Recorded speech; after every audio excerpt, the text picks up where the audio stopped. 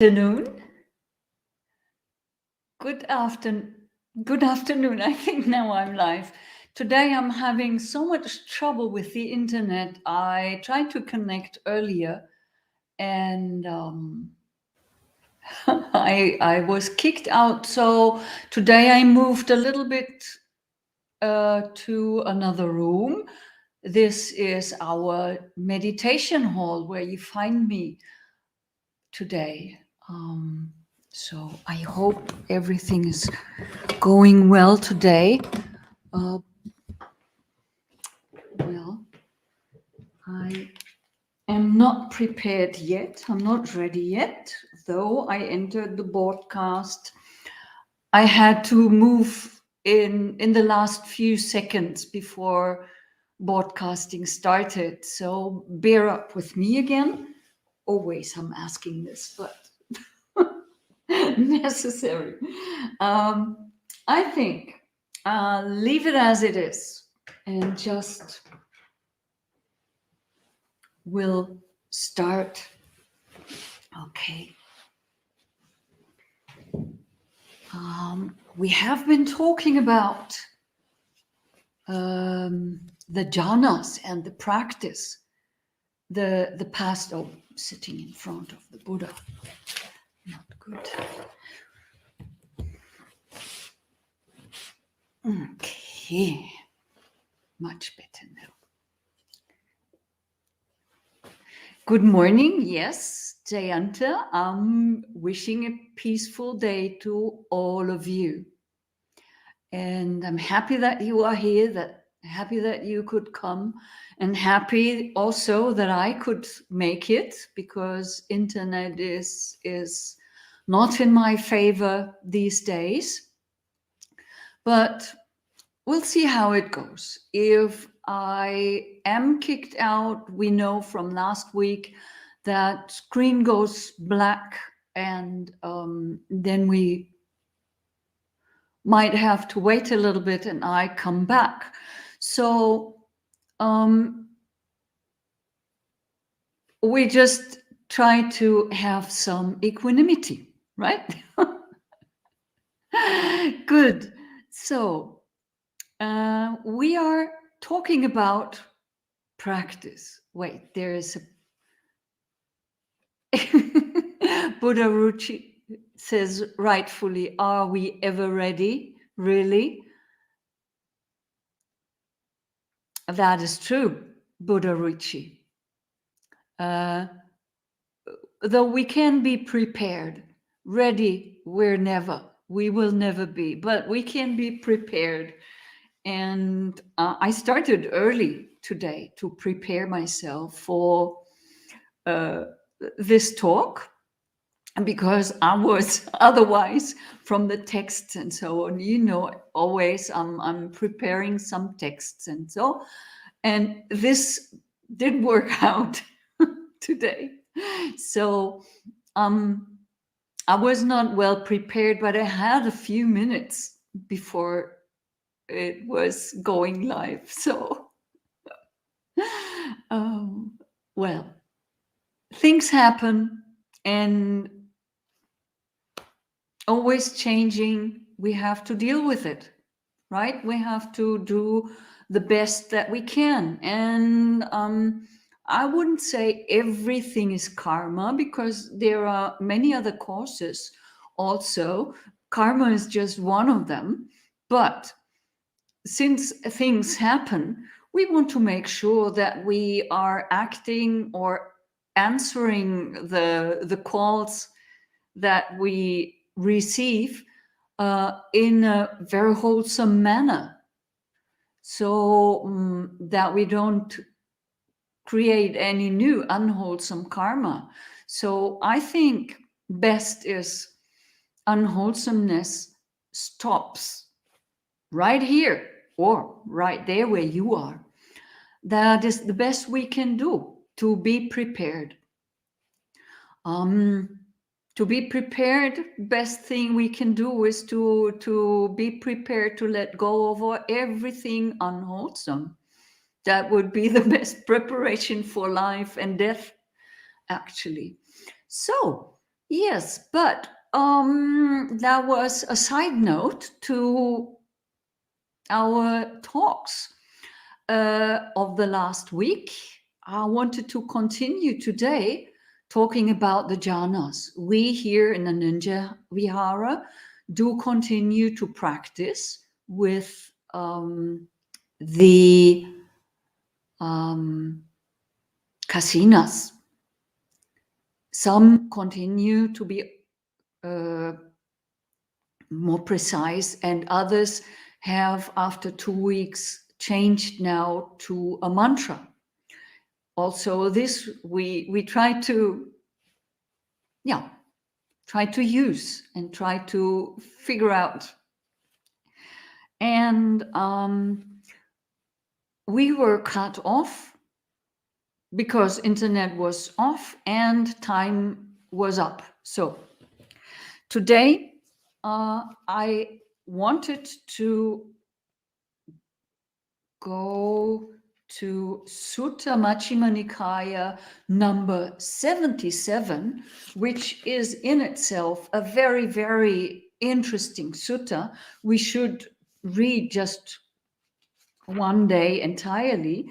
Now, I just want to mention it because it contains the same 4 jhanas in the very same way that we have read last week.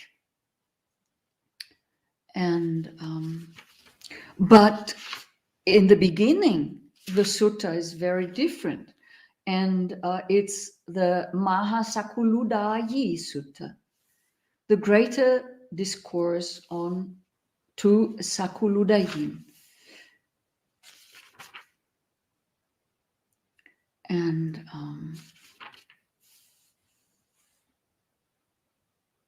the Buddha points out the way that we are going. He points out the direction that we have to take. And he starts, of course, with the higher virtue.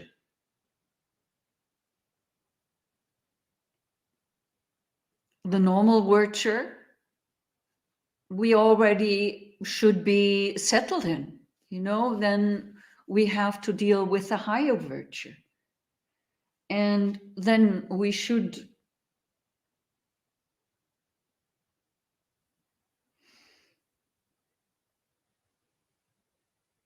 have knowledge and vision already. So in this sutta,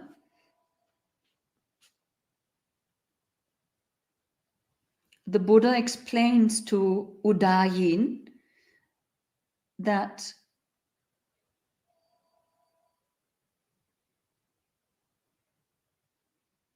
the person who is addressed here is fairly well developed already. So it's not just things for beginners, but still for beginners that we are.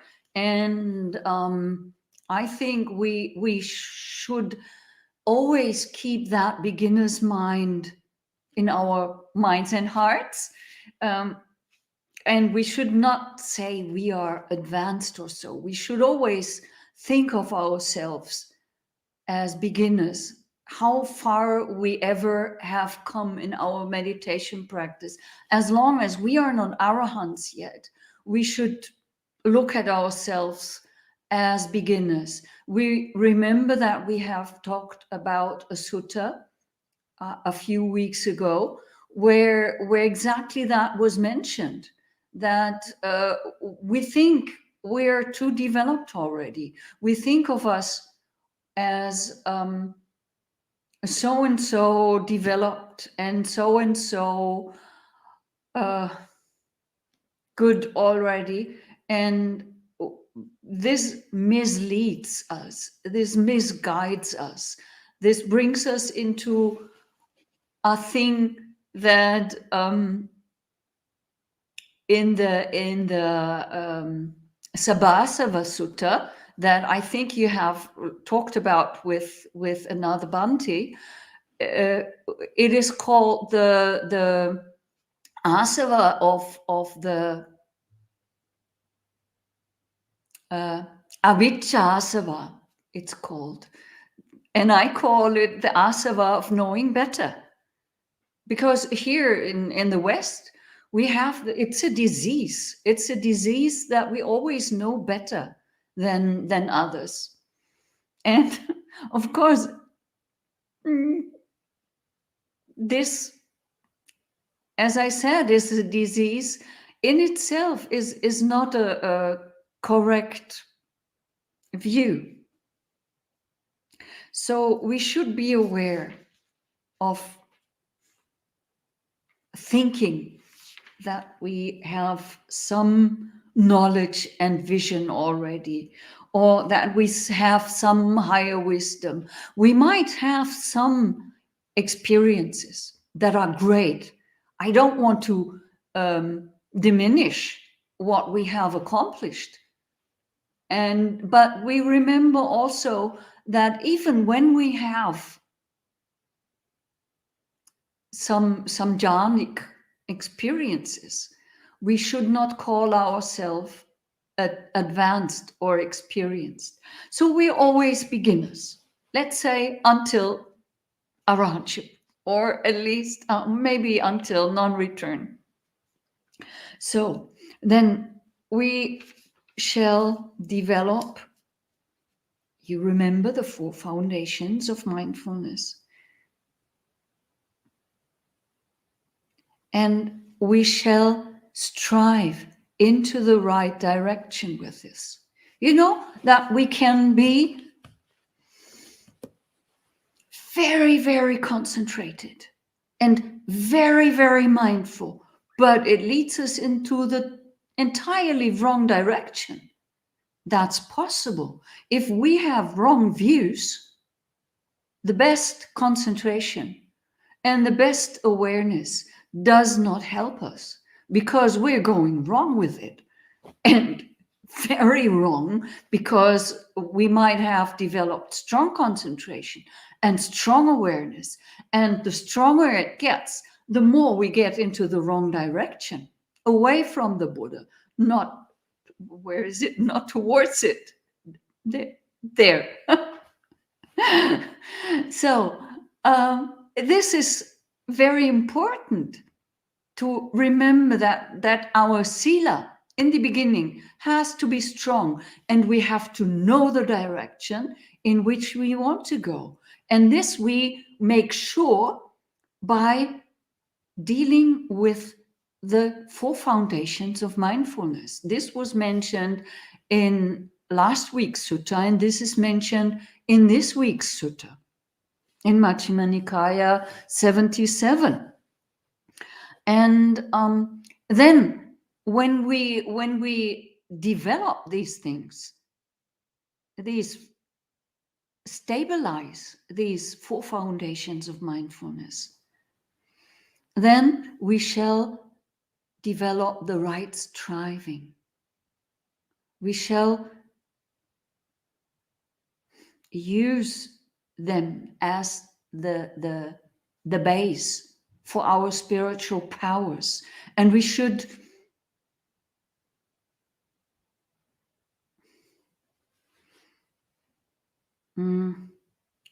use everything that we have. I don't want to go into detail with the 5 powers or the faculties or those things. But what is developing when we are practicing mindfulness and concentration in the right direction, then these things will develop.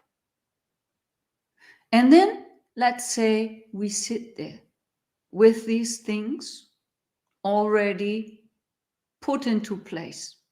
We sit there on our cushion.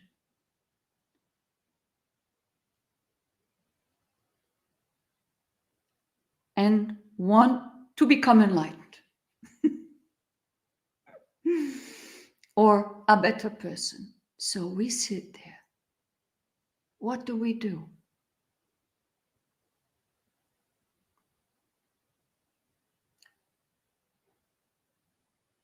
when we sit there, what people in reports always tell me is, oh, I can't sit still. I can't calm my mind. I'm always thinking. There we have it. The mind itself is made for thinking. It shall think, and it's good that it can. We never should be angry about our mind thinking. It's what it's there for. The only problem that there is that we cannot manage the thinking that there is. Thinking in itself is not the problem. The problem really is that we cannot put our thinking always in the right direction. We remember for the first jhana, we need some kind of mental movement. We come to that later. So the thing is not that we think. The problem is how we think, and that we cannot manage. And that in addition to think, we become angry that we think. So when we sit there, thoughts arise. What is it? Why?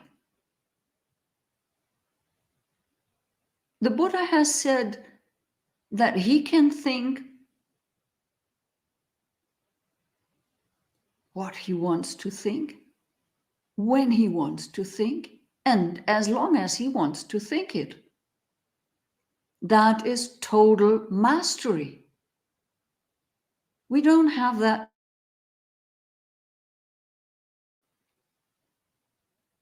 So we don't have that yet. So we need to be a little bit patient with ourselves and take into consideration that we have to learn and that we have to practice.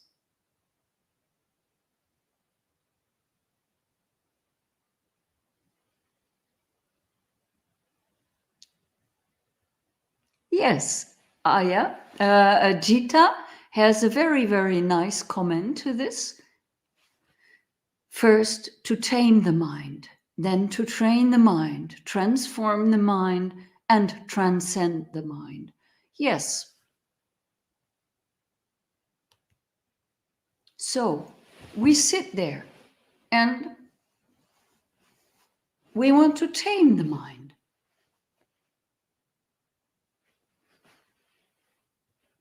What is the problem when we sit there? The thinking, when we are in daily life, is no problem. We need it. In meditation, it's a hindrance. Every thought you think in meditation, when you sit in meditation and want to tame your mind and want to still your mind, then every thought is a hindrance. You remember the 5 hindrances. If we want to get into deeper states of mind, we need to overcome the 5 hindrances. The 5 hindrances are wanting, or one of my teachers has put it into 5 Ds: desire, disliking, distraction, drowsiness, and doubt. So, desire, may that be small, the tiniest thought, or may that be an obsession. Any desire, when we are in meditation, is a hindrance. It doesn't matter if I sit there and think, oh, I could kill that person. Or if I think, I need to write that email. Of course, the content is different. But the hindrance to meditation is both the thought of, I need to write that email, is as much a hindrance as is the thought, oh, I could kill that person. And when we sit there, we shouldn't do both. When we are in daily life, then we might better write that email, but not kill that person. Then we should, of course, apply better thinking and consider wisely that this shall not be done because it's unwholesome. But for our meditation practice, both is a hindrance. If we sit there and think about this email, no enlightenment, not even a jhana. So that is one thing.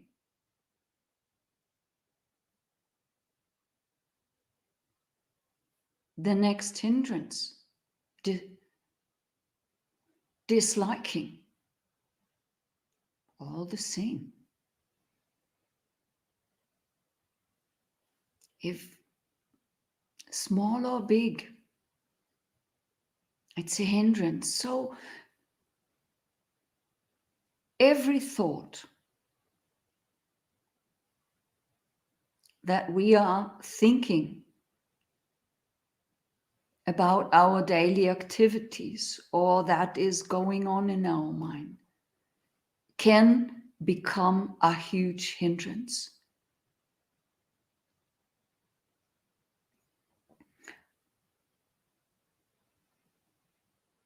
Distraction, of course. If we're physically distracted because we have a pain, or if we're mentally, or whether we're mentally distracted because we forgot something, or we did something that we shouldn't have done, or because we have some guilt, or so on. This will ruin our meditation. Drowsiness, of course, will ruin our meditation. And doubt is I think for me, it's one of the most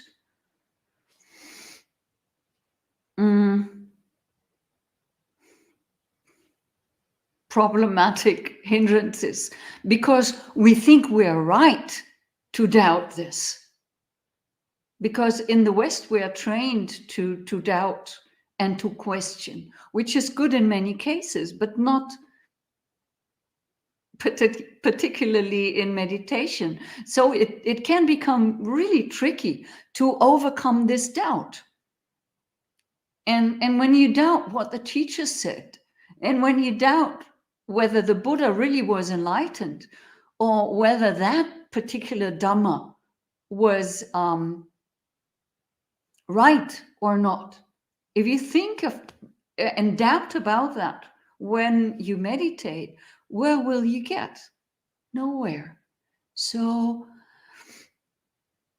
if you, for example, doubt that you become enlightened, can become enlightened, or can develop any jhanas, you won't get there because you doubt it. The Buddha was often talking about confidence. This is really a very important factor, that we have some confidence in the Buddha, the Dhamma, and the Sangha. And we are part of the Sangha in this case. Not only we as ordained people, but in the Fourfold Sangha, you are part of the Fourfold Sangha of Upasika and Upasaka. And if you have doubt in the Sangha and in your own personal capability of developing and transforming, we won't get anywhere. So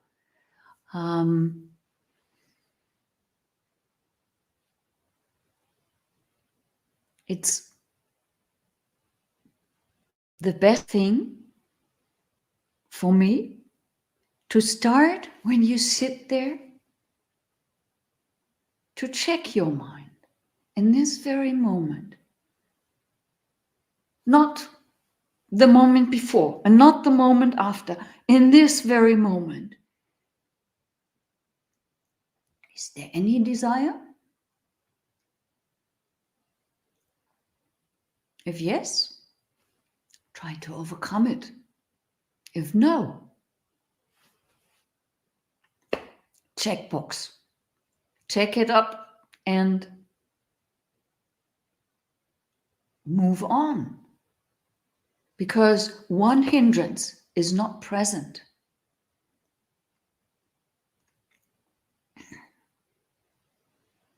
Then check, is there any disliking? If no, good. Then move on, continue. Check all the hindrances, because one of the requirements to go into any jhana is to be free from the hindrances. This is one of the preliminary things that we need to do to overcome the hindrances. And if you check for a moment, when you sit there in the beginning, is this one there in this moment? You don't have to be free from them when you get up from meditation, but for that moment, when you check it, you should be able to say, no, there's nothing that I want now. There is nothing that I dislike. There's nothing that I doubt. I'm not distracted and I'm not drowsy.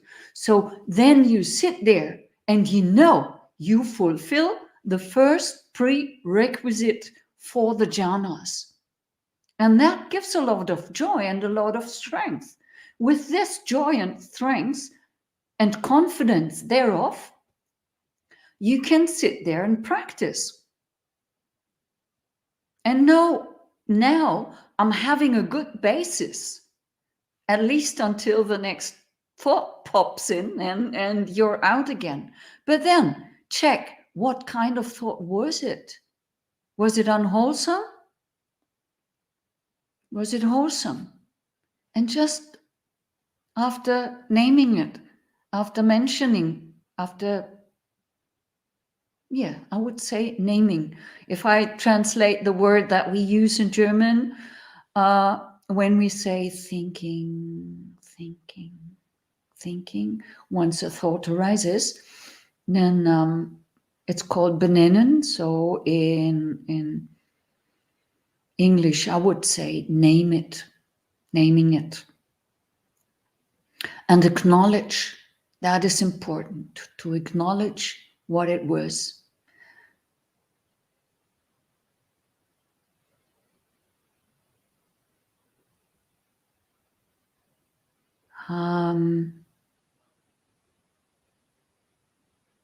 There are some questions already. Maybe I come later to them because,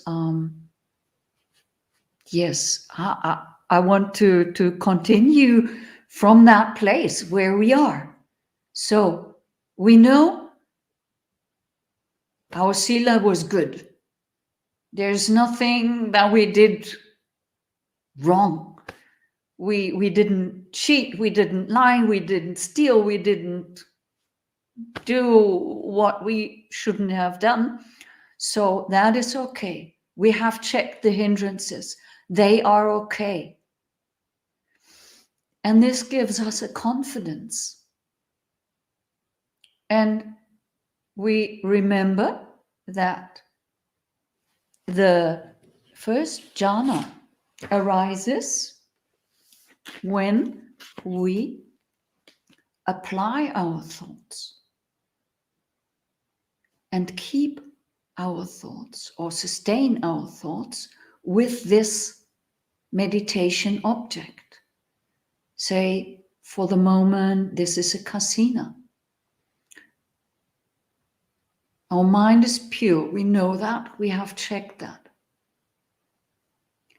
And there is our casino object, right in front of us.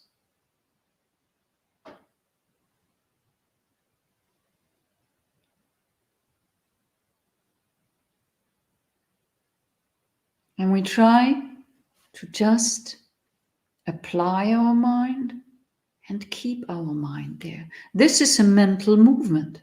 This is not thinking the way that we think about, oh, I need to go shopping and then I need this and that from grocery store and I need more toilet paper, whatever.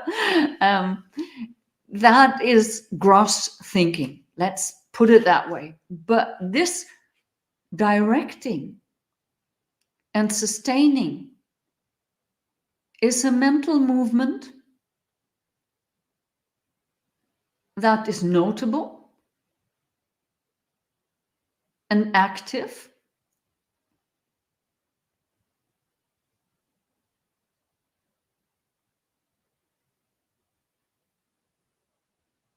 and will in the beginning be continuous on the point and will keep away that the hindrances can come back. So, as I said in the beginning, all these gross thoughts, even if it's just a thought of, I want to donate something, that's a desire that has no room there, that has room outside of meditation.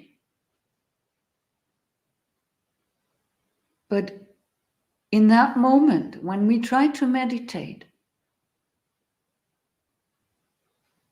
we have to let go of it and direct our mind back towards our object. And then we have to keep it there. And this directing and sustaining, directing, sustaining might in the beginning be very, very quickly and not calm at all yet. But as long as we are with it, our mind cannot go towards those unwholesome states. And this is how we train it. One way how we train it. There are several ways. And as we said, we are talking this time about the jhanas. This is not my present practice. I'm doing it with my seminaries here, but my practice is vipassana. So this is just an excursion. I practiced these things earlier when I was young. So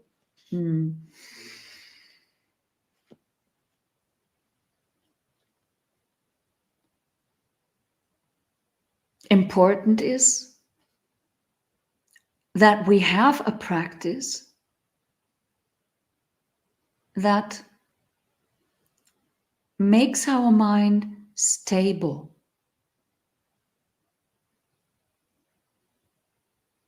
Stable in a way that when we have thoughts, they will not disturb us in any way. Thoughts can arise and they can go away, they come and they go. We know them, but we're not at all disturbed by them. That is important.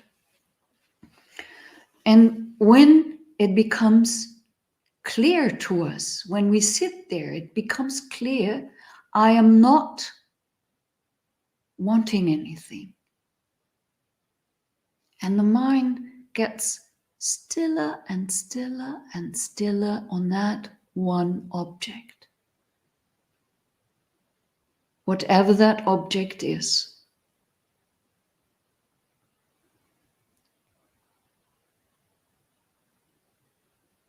then indeed piti and sukha can arise. There can be a happiness arise born of seclusion from the hindrances. And this is not a happiness that makes us sing and dance. It leads to stillness, to more stillness. So it's a very subtle joy. It's not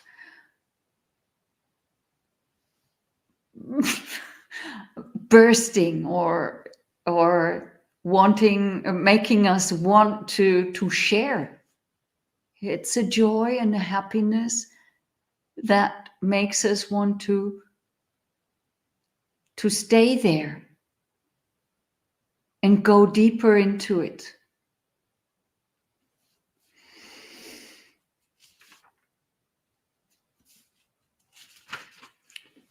And then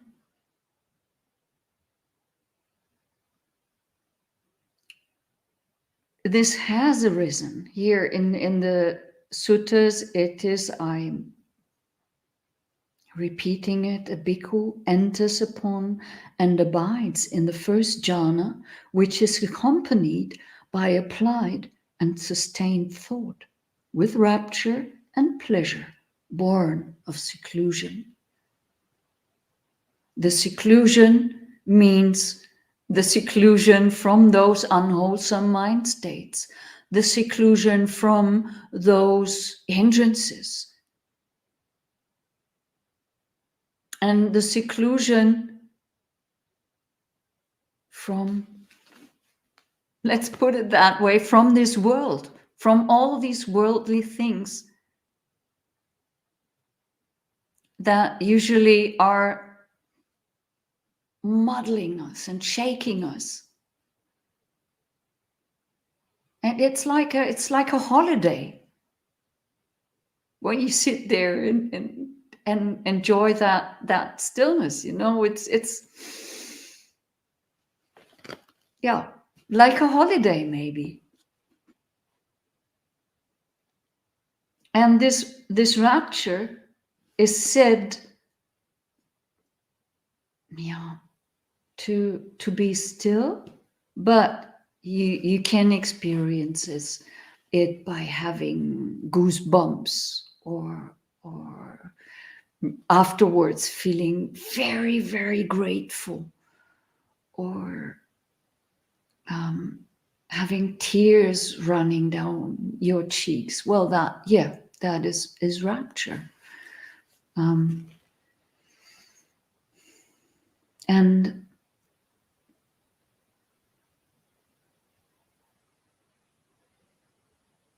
we fill, that was what we have been talking about last week. We fill this body and this mind, and the very moment, the time and place where we are, we fill with that.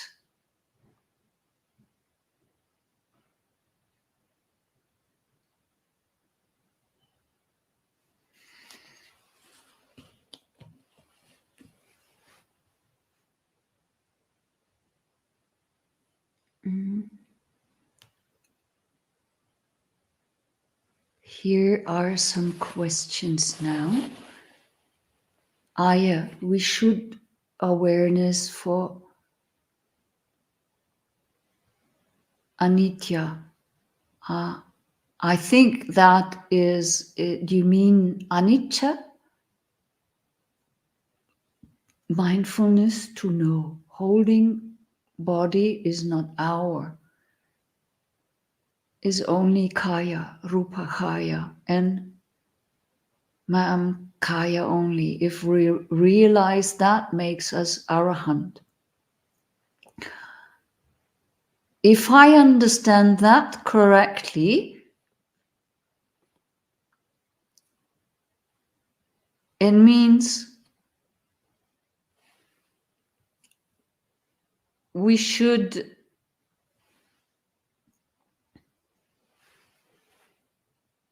focus on anicca. That is one way. There are more ways than one. And that is good because there are so many different kinds of people. And different kind of people need different kinds of practices. You can't send everybody through the door of anicca. Some people need to go through the door of dukkha. When my teacher, some years ago, told me, your way is through dukkha, I felt like a revolution inside. I said, no, I don't want to. I don't want to go through dukkha, and I don't want to see dukkha. I'm seeing enough dukkha. I don't want to have it as my vehicle. I want wisdom. I want anatta. And he said, laughing, well, you just can't change that. It's not a store where you can choose. You have to you go the way you have to go. So not everybody has the mindset for anicca. Anicca we can see everywhere, but say some people with a different kind of mindset, although they might see anicca, their entrance to a deeper practice is through the understanding of dukkha, of anatta.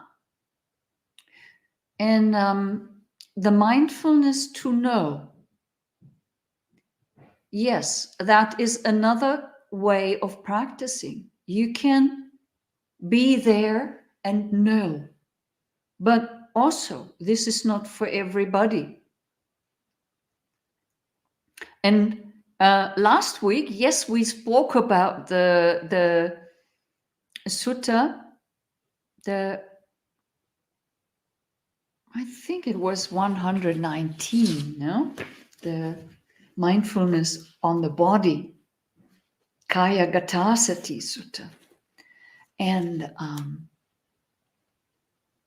there it is said that, yes, if you know your body as a body and are aware every moment and practice mindfulness on the body, then you can become an arahant. I would not say that makes us an arahant. Nothing makes us an arahant. Things can fall away. Our taints can fall away. Our desires and hindrances can fall away. And then the arahant can shine through, can come through.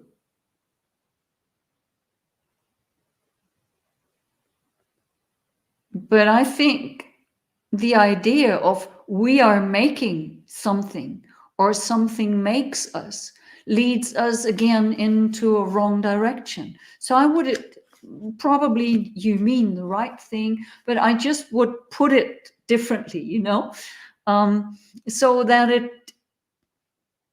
it is a result of our practice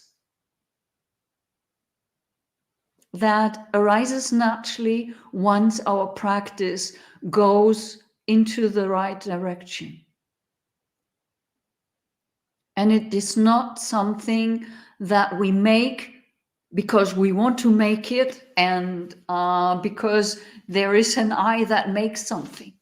That It happens because we let the things fall away, fall apart.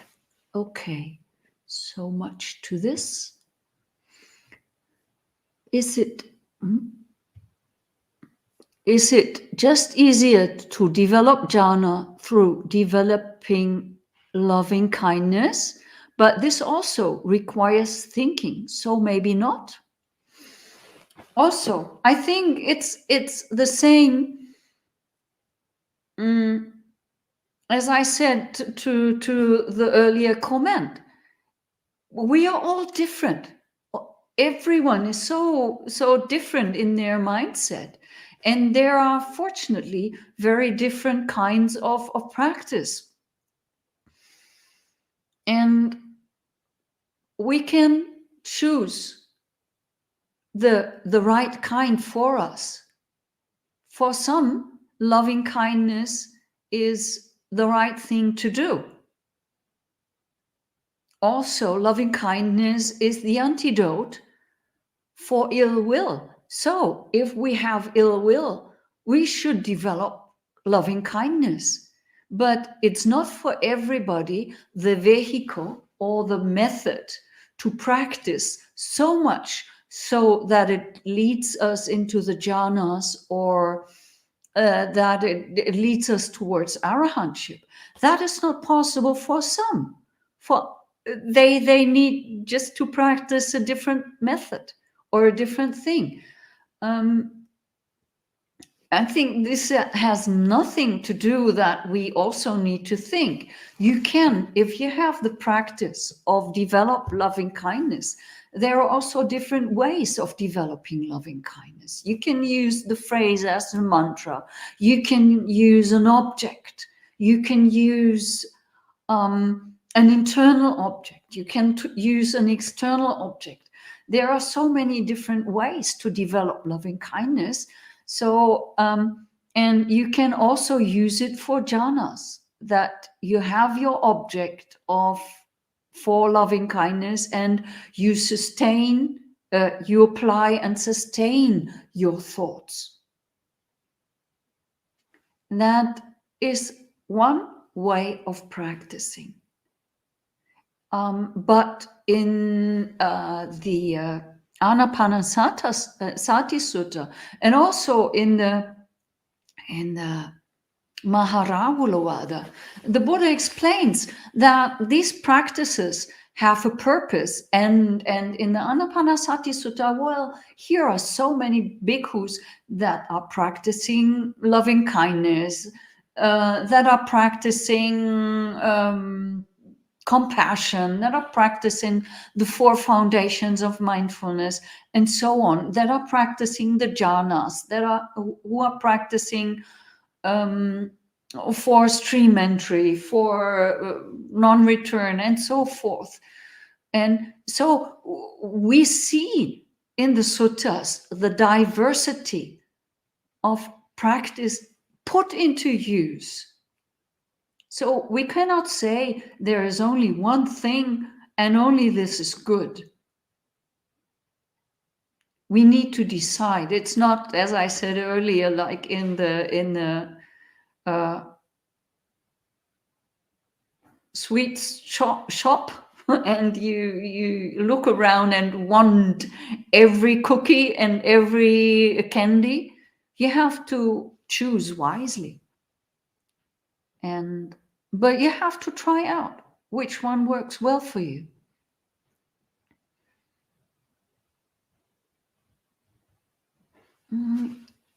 New comments.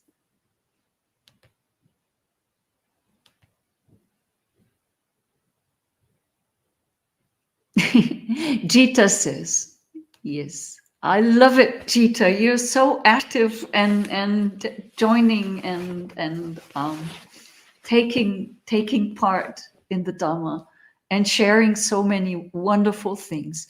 I have heard it said that there are 84 Dhamma doors with the ultimate goal of Nibbana. I have heard that there are 84,000 suttas, and each of them contains a Dhamma door.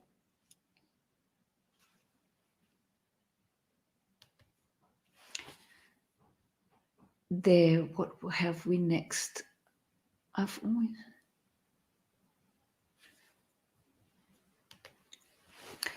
always felt that the ultimate universal practice of loving kindness is free of words. Words help us get there. Do you think so? Think so? Yes. When we talk about practice, of course, it's all words.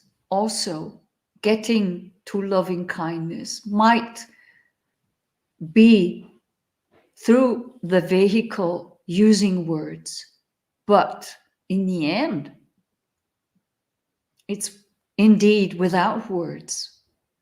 It's not even a feeling. It's a mind state. It's a chitta. Loving kindness is a chitta, and that as such can be, as it is said in the suttas, boundless, immeasurable, and without words. Because words are always separating and are too small for what loving kindness could be. Loving kindness really can be larger, far beyond words, for sure. Since a layperson such as myself cannot sit in meditation, does it help to engage in metta while an activity will make it strong enough? So when sitting down to practice, perhaps one can enter jhana. Why can you not sit in meditation?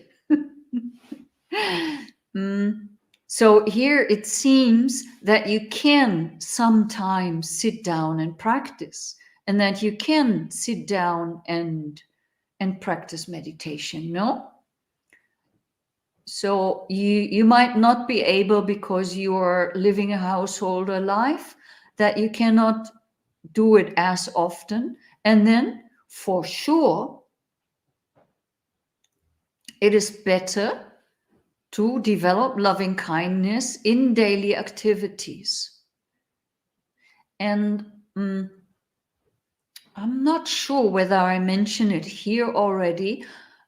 I think last time we scratched it. We can, for example, try to develop loving kindness in daily activities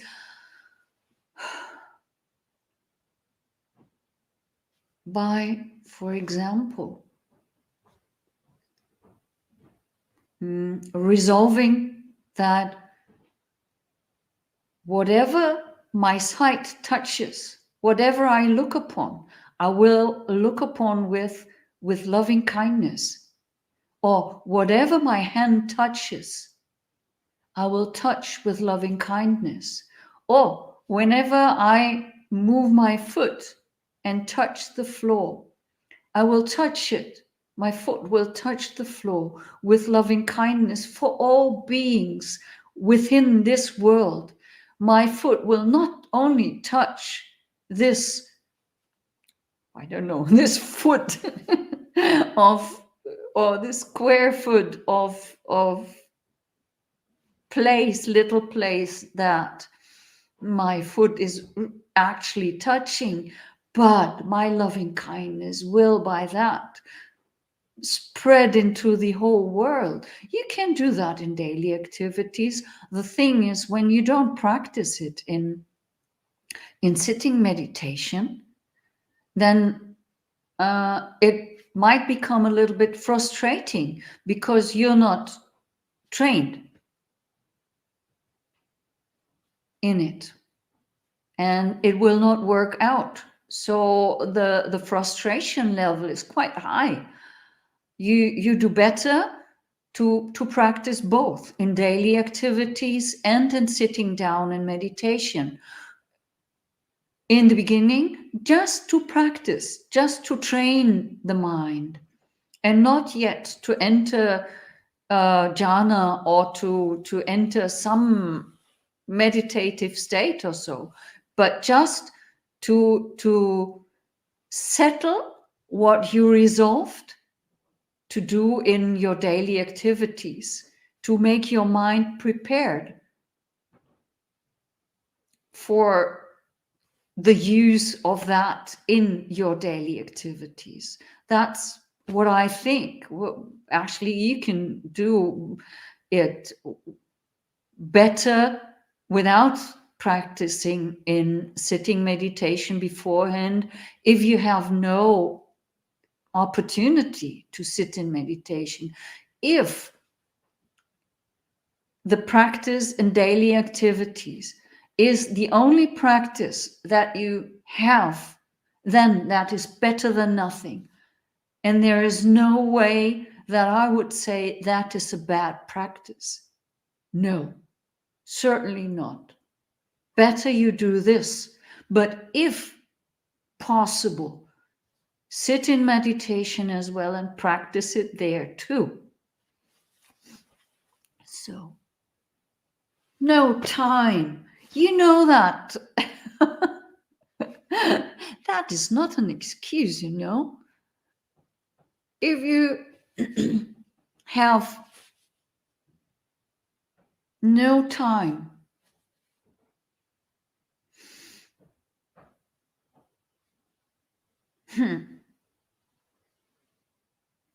you know that saying,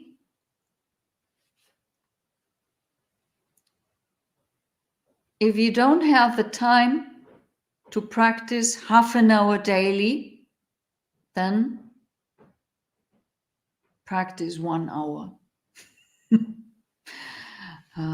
It's a little bit different, that saying, but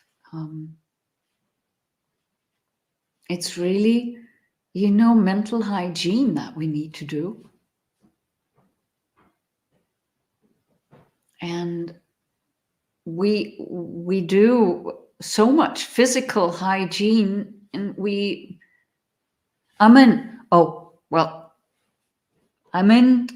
I can't sit for hours in lay life.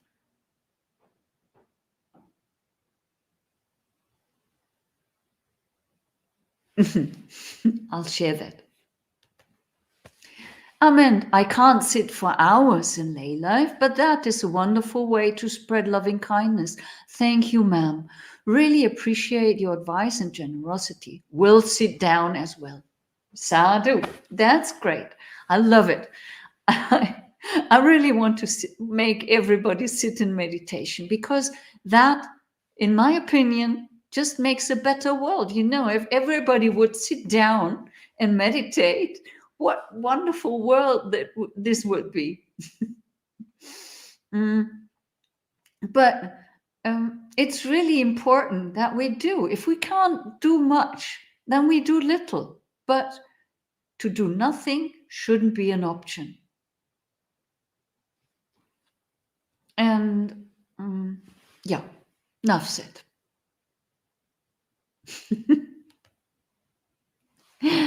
Yeah, no, you're not hijacking the chat. Share this also.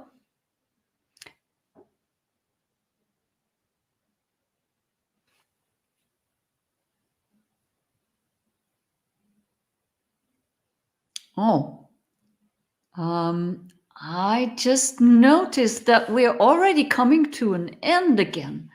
Time passes quickly. So if there would be a last important question, no, not enough time for that. Next time. Okay. I hope to see you again next time. Much love to all of you, and practice.